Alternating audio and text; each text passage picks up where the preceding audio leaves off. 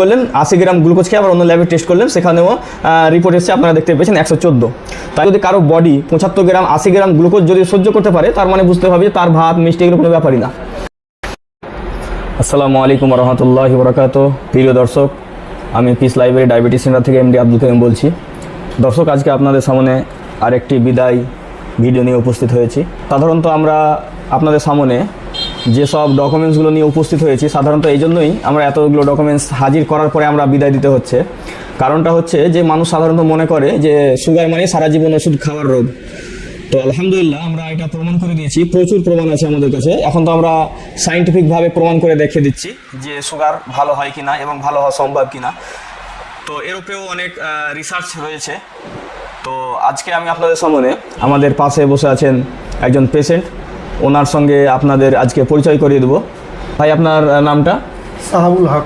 সাহাবুল হক। তো আপনার বাড়িটা কোথায় পড়ছে? রুহিমারি। কোথায় ওটা?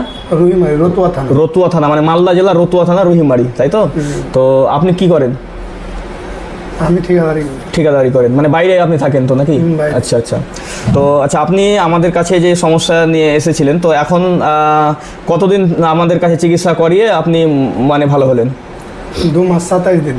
2 মাস 27 দিনে আপনি কিভাবে মানে কি করলেন? যে 2 মাস 27 দিনে কি আপনি কিভাবে, আপনাকে কিছু পরীক্ষা করতে দেওয়া হয়েছিল? 2 মাস 27 দিনে আপনাদের যেটা সাপ্লিমেন্ট দিয়েছিলেন সেটা আমি খেয়ে, আর আপনাদের যেটা সার্কুলার দিয়েছিলেন যে এভাবে এটা করবেন, এক্সারসাইজ করবেন, হাঁটাহুটি করবেন, আর খাওয়ার নিয়ম মতন খাবেন, টাইম মতন খাবেন, এইসব করে আমি আচ্ছা, 2 মাস 27 দিনে আপনাকে কি গ্লুকোজ খাওয়া বা ভাত দেওয়া এই ধরনের কোনো কিছু কি করা হয়েছিল, দেওয়া হয়েছিল?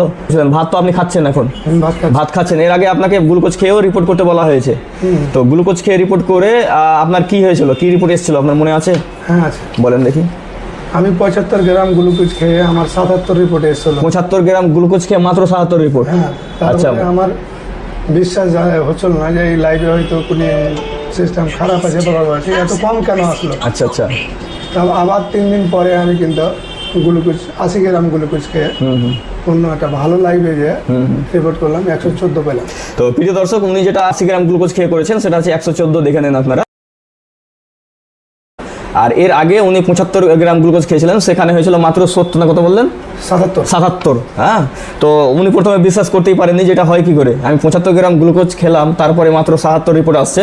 তো উনি আবার অন্য ল্যাব থেকে পরে, তার বেশ কিছুদিন পরে উনি কি করলেন, 80 গ্রাম গ্লুকোজ খেয়ে আবার অন্য ল্যাবে টেস্ট করলেন, সেখানেও রিপোর্ট এসেছে আপনারা দেখতে পেয়েছেন 114।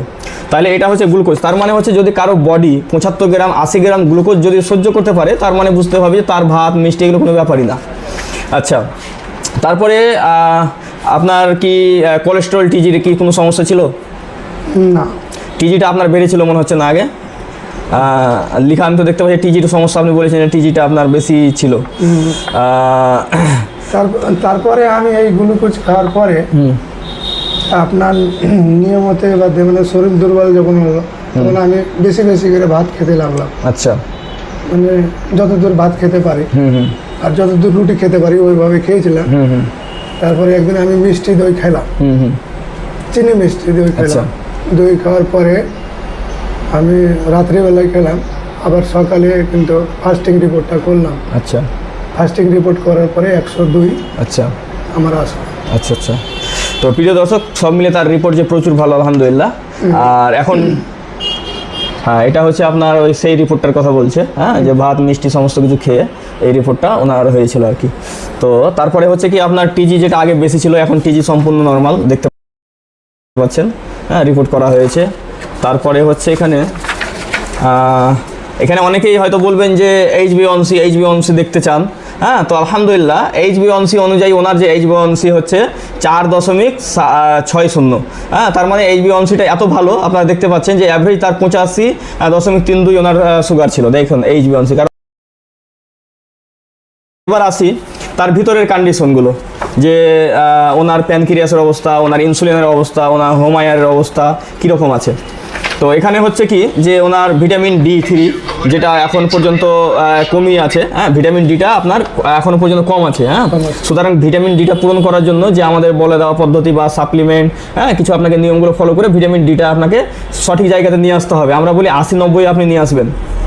তো 5 মার্ক হচ্ছে কত 30। তো ভিটামিন ডি যেহেতু কম আছে, এই জন্য আপনাকে কিন্তু একটু নিয়ম ফলো করেই মেনটেন করেই সাবধানে চলাফেরা করতে হবে, যতদিন পর্যন্ত ভিটামিন ডিটাকে আপনি লেভেলে না নিয়ে আসতে পেরেছেন। হ্যাঁ, ভিটামিন ডি লেভেল নিয়ে আসলেই তখন আর বাকিগুলো সমস্যা হবে না ইনশাল্লাহ।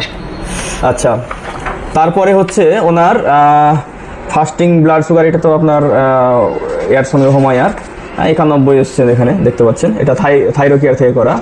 তারপরে হচ্ছে এখানে ওনার সিপেপটাইড, অর্থাৎ আপনার প্যানক্রিয়াসের অবস্থা কীরকম এখান থেকে জানা যায়। হ্যাঁ, দেখেন 2.27 ওনার সিপেপটাইড লেভেল এসছে।